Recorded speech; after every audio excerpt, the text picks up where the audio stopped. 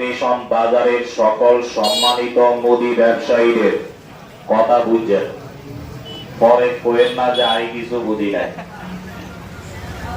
সরপেশন বাজারের সকল সম্মানিত মুদি ব্যবসায়ীদের অবগতির জন্য জানানো যাচ্ছে যে গণপ্রজাতন্ত্রী বাংলাদেশ সরকারের শ্রম আইন অনুযায়ী প্রতি শুক্রবার মুদি দোকান বন্ধ থাকিবে।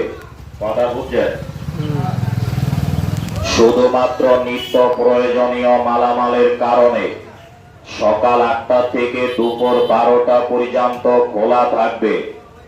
12টার পর থেকে পরের দিন সকাল 8টা পর্যন্ত সকল মুদি দোকান বন্ধ থাকিবে।